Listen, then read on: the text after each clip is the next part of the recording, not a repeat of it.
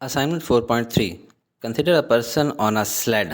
ये स्लेड जो कि हम लोग जो है बर्फानी इलाकों में जिस पे बैठ के स्लाइडिंग करते हैं, स्लाइडिंग डाउन 100 मीटर लॉन्ग हिल। हिल जो है पहाड़ी है, उसकी जो लेंथ है वो है 100 मीटर और एंगल ऑफ इंक्लाइन किया गया है 30 डिग्री।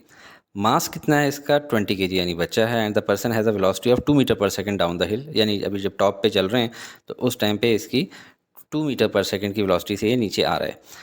तो पहला सवाल है, how fast is the person travelling eight the bottom of the hill, यानी कि जब ये स्लाइड करता हुआ नीचे आ रहा है तो जस्ट टच करने से पहले इसकी फाइनल वेलोसिटी कितनी होगी। अब यहाँ पे मैंने लिख दिया नो फ्रिक्शन, क्योंकि इन्होंने फ्रिक्शन की कोई बात नहीं की। और दूसरा क्वेश्चन इन्होंने किया, if the velocity at the bottom of the hill is 10 metre per second, यानी सेकेंड पार्ट में इन्होंने फाइनल वेलोसिटी दे दी है, तो how much work is done by friction. आसान सवाल है। गिवन क्या है हमारे पास वो हम लिख लेते हैं, mass of person, length of hill, inclination angle, initial velocity, final velocity, जो कि पार्ट ए में हमने मालूम करनी है विदाउट फ्रिक्शन, और पार्ट बी में हमें फाइनल वेलोसिटी गिवन है 10 metre per second with friction, और हमने क्या करना है, वर्क डन बाय फ्रिक्शन वो मालूम करना है।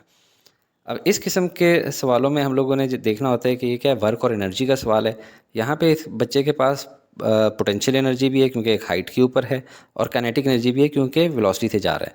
इधर आते हैं तो यहाँ पे पोटेंशियल एनर्जी ज़ीरो हो जाती है क्योंकि रुक जाता है, बिल्कुल एंड पॉइंट पे आ जाता है हाइट पे, हाइट इसकी ज़ीरो हो जाती है। और फाइनल वेलोसिटी इसकी कुछ ना कुछ होती है जस्ट टच करने से पहले, तो इसकी कोई काइनेटिक एनर्जी भी होती है। तो इस किस्म की सवालों को हल करने का तरीका ये है कि लॉस ऑफ पोटेंशियल एनर्जी, यहाँ से यहाँ तक आने में लॉस ऑफ पोटेंशियल एनर्जी कितनी हुई है, वो हो जाती है गेन इन काइनेटिक एनर्जी जब फ्रिक्शन ना हो।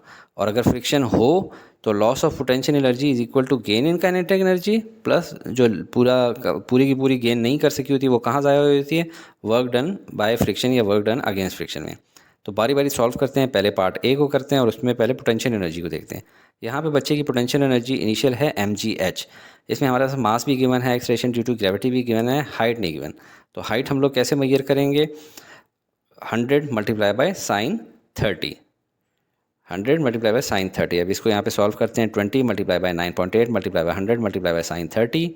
साइन 30 की वैल्यू होती है 0.5। अभी इसको आप देखें, 0.5 मल्टीप्लाई बाय 20 हो जाता है 10, 10 multiply by 100 1000, 1000 multiply by 9.8 9800 joules. यहाँ पे फाइनल जो है हमारी पोटेंशियल एनर्जी कितनी होगी, ज़ीरो, क्योंकि हाइट ज़ीरो हो गई है, यहाँ पे बिल्कुल ग्राउंड लेवल पे आ गया। काइनेटिक एनर्जी के ऊपर आए, काइनेटिक एनर्जी इनिशियल होगी हमारे पास half M V I square.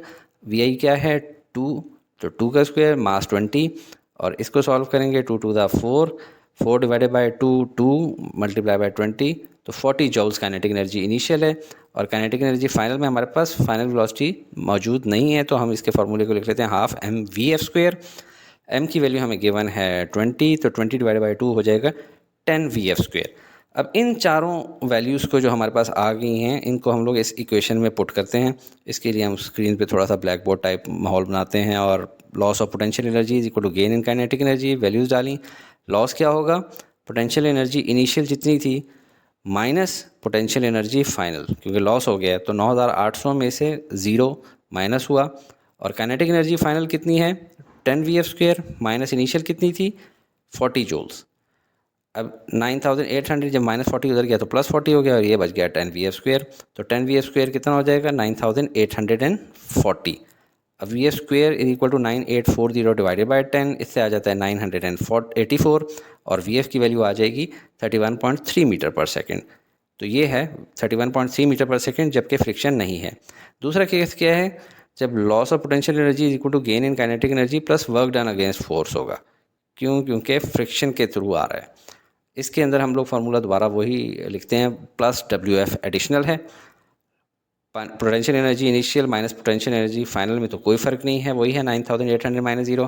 Kinetic energy final में फ़र्क है क्योंकि 1/2 m v f square, v f इस दफ़ा हमें गिवन है, तो हम लोग क्या कर लेते हैं, इसको 1/2 m v f square minus v i square को इकट्ठा कर लेते हैं, और ये हाफ एम कॉमन ले लेते हैं। Half multiply by 20 multiply bye V F 10 है, 10 का स्क्वायर माइनस वी आई 2 है, 2 का स्क्वायर।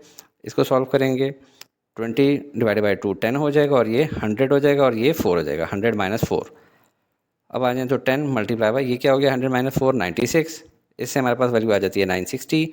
अब डब्ल्यू एफ की वैल्यू क्या हो जाएगी 9800 माइनस 960, और फाइनली कितना वर्क डन की वैल्यू आ गई है 8840 जूल्स। अस्सलाम वालेकुम स्टूडेंट्स, अगर आप चाहते हैं कि आपके टीचर ये वीडियोस बनाना कंटिन्यू रखें तो ज़रूर लाइक शेयर और सब्सक्राइब करके हौसला अफजाई किया करें।